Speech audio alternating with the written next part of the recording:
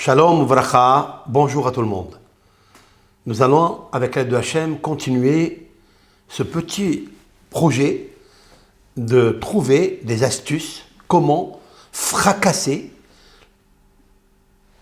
le malfaiteur Amalek qui se déploie pour te faire succomber. C'est-à-dire les mauvaises pensées.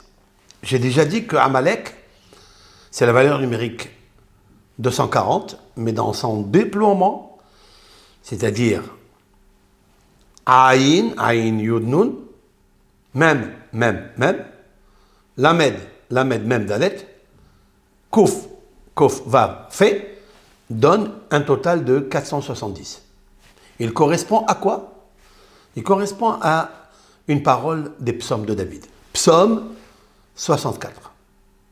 Nous allons l'étudier ensemble. Tous les matins, avant de sortir, travailler, ou même avant de sortir, faire la prière, si quelqu'un se lève pour aller à la synagogue, parce qu'il faut le faire, aller se renforcer, donner la gloire à Dieu, et lui demander à Hachem, en mettant ta main sur la mezouza, de te protéger du pervers malfaiteur, Amalek. Amalek, c'est-à-dire les mauvaises pensées. Comment faire? Prendre le psaume 64. Donc je dirais que le psaume 64, d'après certains kabbalistes, il sauve de la noyade dans un fleuve. Comme ça, il explique. Quelqu'un qui veut passer un fleuve, et c'est difficile, il est en bateau par exemple, il n'a qu'à lire le psaume 64. C'est ce qui est marqué dans le livre des kabbalistes. Je voudrais, avec l'aide de Hachem, c'est pas tout le monde qui voyage, c'est pas tout le monde qui prend un bateau, c'est pas tout le monde qui est dans le chavirement d'un bateau. Certes, mais en fait, la vraie noyade dans l'océan des mauvaises pensées, c'est Amalek. Le vrai bateau qui nous mène en bateau, qui nous fait noyer tout le temps, tous les jours, avec des mauvaises pensées. Je m'adresse beaucoup aux jeunes, garçons, filles. C'est de lire le psaume 64. Pourquoi? Car il dit, cantique et chant de David. Shema Elohim Koli Besehi. L'Éternel, c'est ce que tu devras prier tous les matins avant de sortir pour aller travailler, pour aller à l'étude, pour aller faire tes courses.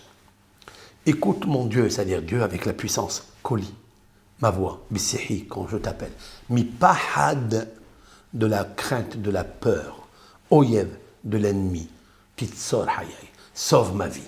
Il faut que Dieu te sauve la vie, te protège de l'ennemi.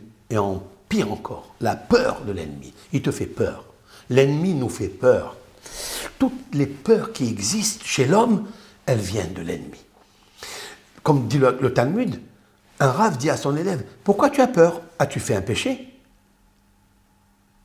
Ça veut dire que la peur est entraînée par la source de la mauvaise pensée. Et là, dans le psaume, verset 3, il dit « Tastireni mitsod mereim » c'est-à-dire « Cache-moi ». Mitsod, c'est quoi sod? Le secret des malfaiteurs. Mirikshat pour aller à Aven. Rikshat, ça veut dire les sentiments de ceux qui veulent mon mal, etc. Vous lirez après tout le psaume. Il parle ici de aiguisement du glaive, c'est-à-dire il parle avec toi des choses mauvaises et il t'entraîne dans des choses amères, etc. Vous lirez tout le psaume 64. Et là, quand vous arrivez au psaume 3, Tastireni, cache-moi, protège-moi, misod mereim, du secret des malfaiteurs. Stop. Et là, vous calculez misod mereim 470. C'est qui le secret des malfaiteurs? Qui est le plus grand malfaiteur qui te fait du mal? Ton ennemi, c'est qui? Ce sont tes pensées, c'est-à-dire Amalek. Amalek, dans son déploiement, dans sa mission, dans son rôle, il a le rôle de détruire un homme, de lui jeter des flèches, de l'atteindre, de le combattre, etc. Alors, Dieu protège ma vie de ce Misod Reim. Valeur numérique, Misod Mereim, du secret des malfaiteurs, 470. Comme celle de Amalek. Voilà encore une combine, une astuce un conseil, Aïtsa Tova, très bon conseil.